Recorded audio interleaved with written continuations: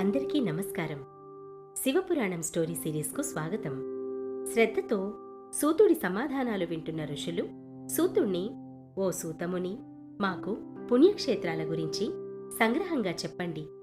మానవులందరూ వాటిని దర్శించి సేవించి ధన్యులవుతారు కదా అని అడిగారు. అప్పుడు సూతుడు, ఓ మునులారా, దుర్గమ పర్వతారణ్యాలతో కూడిన ఈ విశాలమైన భూమి శివాజ్ఞచే ప్రాణులను ధరించి ఉంది. జగన్నాథుడైన పరమేశ్వరుడు లోకానుగ్రహం కోసం ఆయా స్థలాలలో పుణ్యక్షేత్రాలను కల్పించాడు. ఋషులు ఉండటం వలన కొన్ని, దేవతానుగ్రహం వలన కొన్ని, స్వయంభూలింగావిర్భావం వలన కొన్ని లోకరక్షణార్థం క్షేత్రములయ్యాయి.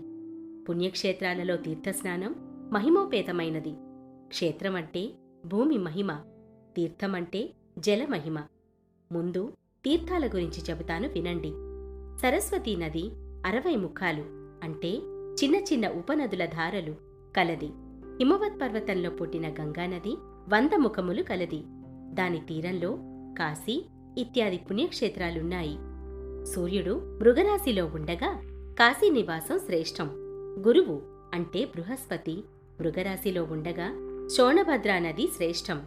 దానికి 10 ముఖాలున్నాయి.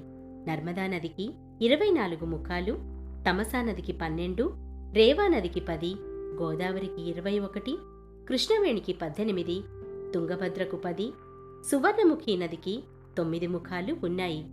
27 ముఖాలు గల కావేరీ నది సహ్యపర్వతం నుండి పుట్టింది. దాని తీరంలో పవిత్రమైన శైవక్షేత్రాలెన్నో ఉన్నాయి. తామ్రపర్ణి, వేగవతీ నదీ తీరాలలో స్వర్గఫలాన్నిచ్చే దివ్యక్షేత్రాలున్నాయి. మానవుడెల్లప్పుడూ సదాచారము, సద్భావనతో దయాళువై ఉండాలి. పుణ్యక్షేత్రములయందు, తీర్థములయందు, నదీ సంగమం తీరములయందు, గిరి శిఖరములయందు, అరణ్యములయందు, వనములయందు పరమేశ్వర విలాసం తాండవమాడుతూ ఉంటుంది. అందుకనే అక్కడ చేసిన పుణ్యం వృద్ధి చెందుతుంది. అలాగే పాపమైనా అంతే. కాని పుణ్యం ఐశ్వర్యాన్నిస్తుంది. వాక్కుతో చేసిన పాపం జపం వల్ల, శరీరంతో చేసిన పాపం తపస్సు వల్ల, ధనంతో చేసిన పాపం దానం వల్ల నశిస్తుంది. మరో మార్గం లేదు. అన్నింటికంటే మనసుతో చేసిన పాపం కల్పాంతం వరకు వెంటాడుతూనే ఉంటుంది. అది ధ్యానం వలన మాత్రమే నశిస్తుంది. మరో దారి లేదు.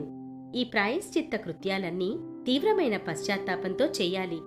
పుణ్యక్షేత్ర దర్శనం వల్ల, తీర్థస్నానం, దేవతారాధన వల్ల, మహాత్ముల దర్శనం వల్ల పాపం యొక్క బీజాంశం, వృద్ధ్యాంశం నశిస్తాయి.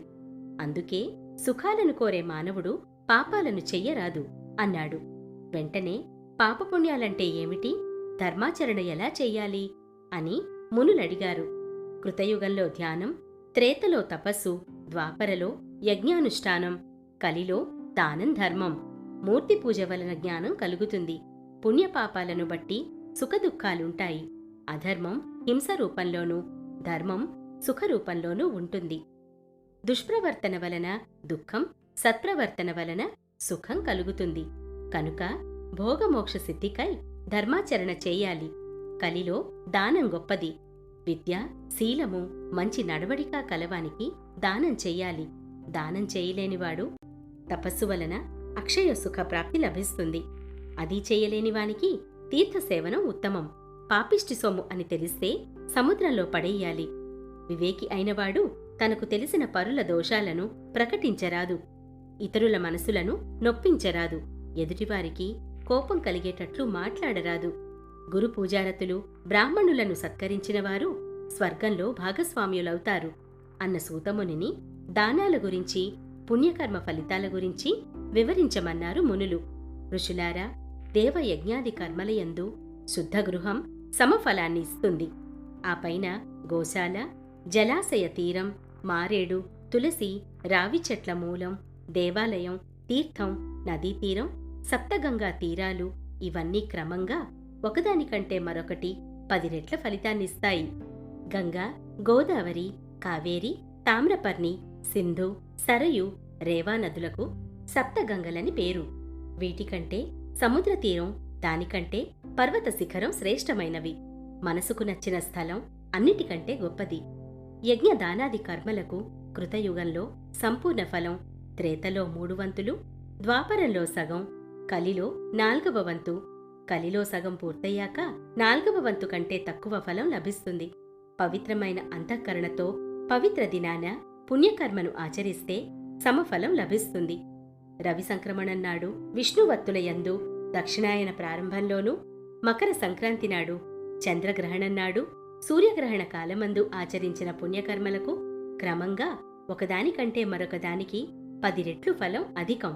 జన్మ నక్షత్రం వచ్చిన దినం, వ్రత సమాప్తి అయిన దినం ఇవి సూర్యగ్రహణ కాలంతో సమమైనవి. మహాపురుష సంగమం కోటి సూర్యగ్రహణాలతో సమానమైనది. తపోనిష్ఠులు, జ్ఞాననిష్ఠులు, యోగులు మరియు యతులు పూజార్హులు. అడిగితే ఇచ్చే దానం కంటే అడగకుండా ఇచ్చే దానం గొప్పది. అన్నదానానికి 10 అంగములున్నాయి. ఆదరం, ఆహ్వానం, అభ్యంగనం, పాదసేవ, వస్త్రం, గంగాదులతో పూజ, అప్పములు, పచ్చళ్లతో కూడిన షడ్రసోపేతమైన భోజనం, తాంబూలం, దక్షిణ, నమస్కారం ఇలాంటి 10 అంగాలతో కూడిన యోగ్యమైన అన్నాన్ని అహింసావ్రతుడు, గాయత్రీ మంత్రానుష్ఠాన తత్పరుడు, వేదవేత్త, గుణశీలయుతుడు అయిన బ్రాహ్మణునకు ఆదివారం నాడు పెడితే ఆ దాత 100 సంవత్సరాలు ఆరోగ్యంతో జీవిస్తాడు. అన్నిటా అర్హుడైన బ్రాహ్మణుడు దొరికితే మాత్రం సత్కరించకుండా పంపించకూడదు. గోవు, భూమి, తిలలు, బంగారం, నెయ్యి, వస్త్రములు, ధాన్యము, బెల్లం, వెండి, లవణం, గుమ్మడికాయ, కన్య ఈ 12 వస్తువులు దానార్హమైనవి. పనస, మామిడి వంటి పండ్లు, మినుము, కంది, పెసర వంటి పప్పులను, మిరియాలు, ఆవాలు, ధనియాలు ఇలాంటి చాకోపకరణాలను దానం చెయ్యాలి.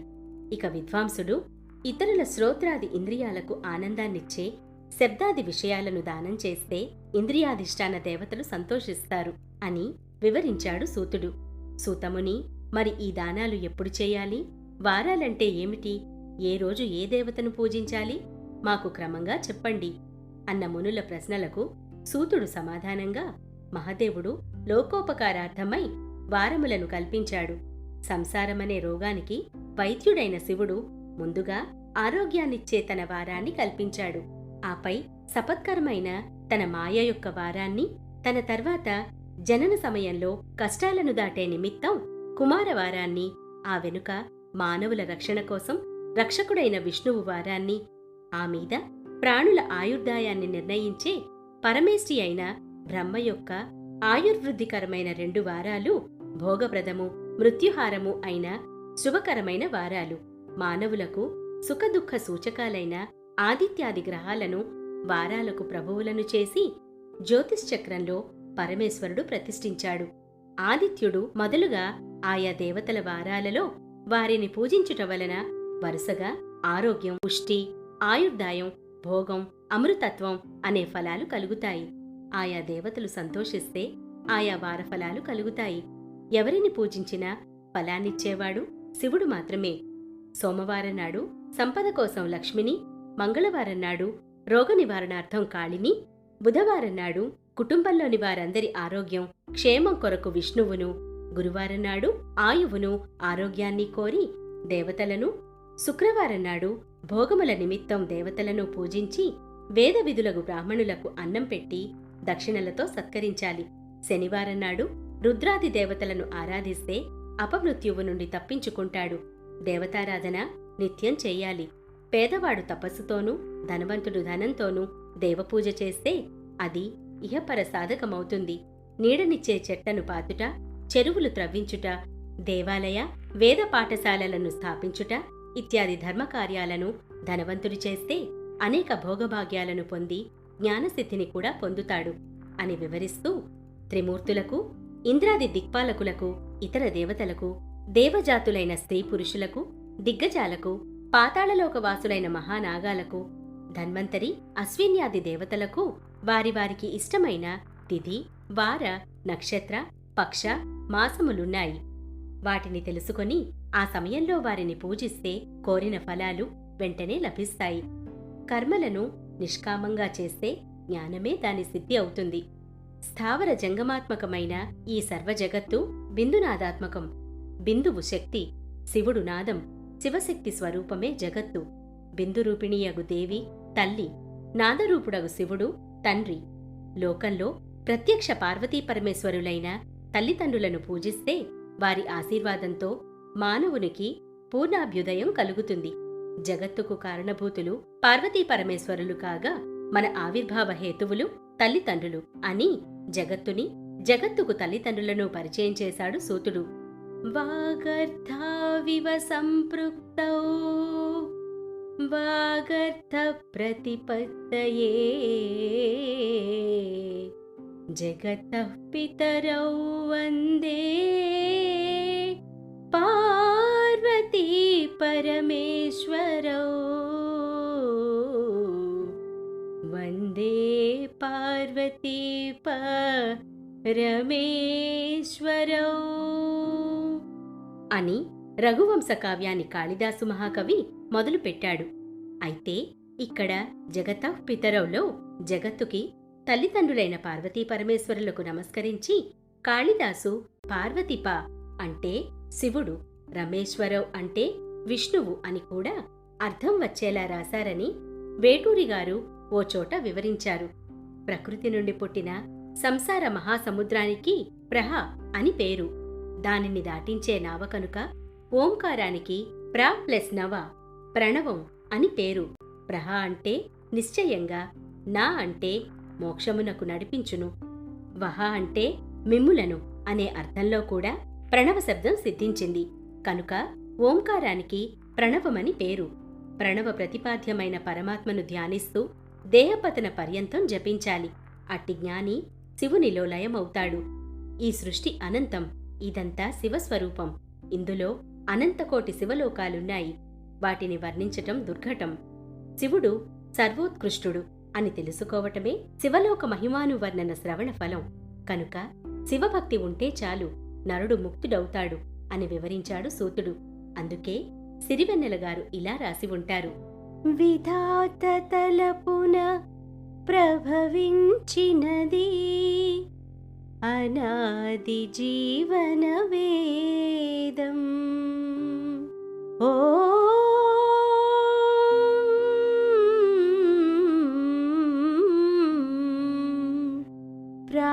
ప్రాణనాడులకు స్పందననొసగిన ఆది ప్రణవనాదం.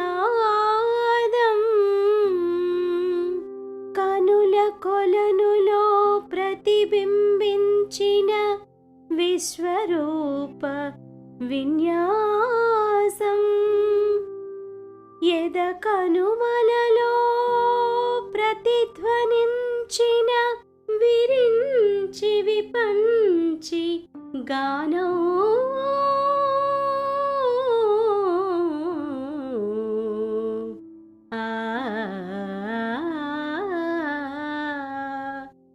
జనించు ప్రతి శిశుగళమున పలికిన జీవననాద తరంగం. చేతన పొందిన స్పందన ధ్వనించు హృదయ మృదంగ ధ్వానం. అనాది రాగం ఆది తాళమున అనంత జీవన వాహినిగా సాగెను సృష్టి విలాసమునే విరించినై విరచించి తిని ఈ కవనం.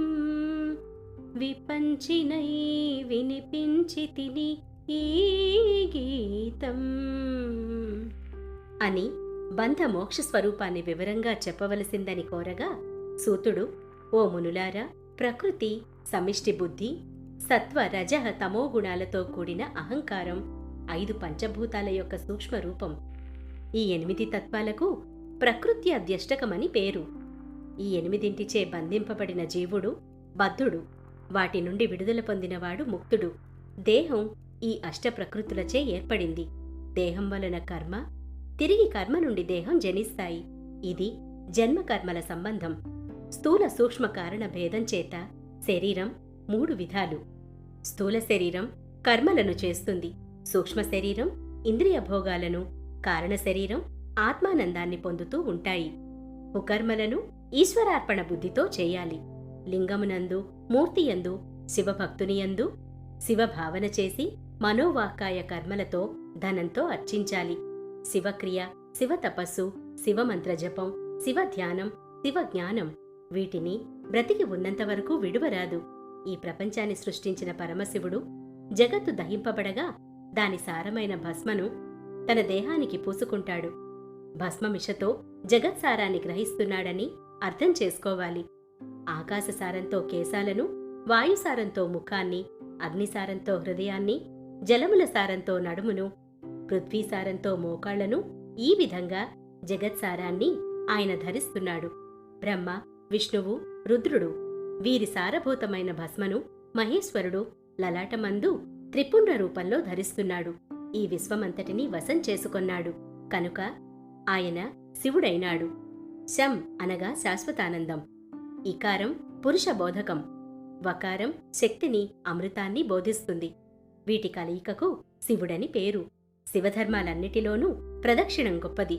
ప్రదక్షిణం ప్రణవమే. రుద్రాక్ష ఏదైనా సాక్షాత్తు శివస్వరూపమే. రుద్రాక్షలలో తెలుపు, ఎరుపు, పసుపు, నలుపు అని 4 రంగులున్నాయి. ధాత్రీఫలం అంటే పెద్ద ఉసిరికాయ ప్రమాణం కలది శ్రేష్టం. రేగిపండు ప్రమాణం కలవి, శనగగింజ ప్రమాణం కలవి ఇవి కూడా ఉత్తమాలే. కంఠమాలగా రుద్రాక్షమాలను ధరించటం శ్రేష్టం. రుద్రాక్షలను ధరించటానికి స్త్రీ పురుష భేదం లేదు, వర్ణభేదం లేదు, సర్వమానవులు అర్హులే అని చెప్పి ముగించాడు సూతుడు. అందుకే సంపాదించిన ఆస్తి, అంతస్తు, పేరు, ప్రఖ్యాతి, చావు వరకు, కట్టుకున్న భార్య గడప వరకు, కన్న కొడుకు కాటి వరకు, వేసుకున్న బట్ట చితి వరకు, ఒక్కసారి తల పగిలిపోయాక ఇంకెవరు దిక్కు? అంత అపవిత్రమైన చోటు కాబట్టి నాకోసం ఎవ్వరూ రారని నువ్వు బాధపడకు. నీకోసం అక్కడ నేను ఎదురు చూస్తుంటానని చెప్పటానికి శ్మశానంలో భూత ప్రేతాల మధ్య నీ బూడిద పూసుకొని నిన్ను ఐక్యం చేసుకునేవాడు శివుడు అని అంటారు. శివక్షేత్రాల గురించి, దాన ధర్మాల గురించి, జగత్తుకి తండ్రి అయిన శివుడి గురించి తెలుసుకున్నాం కదా.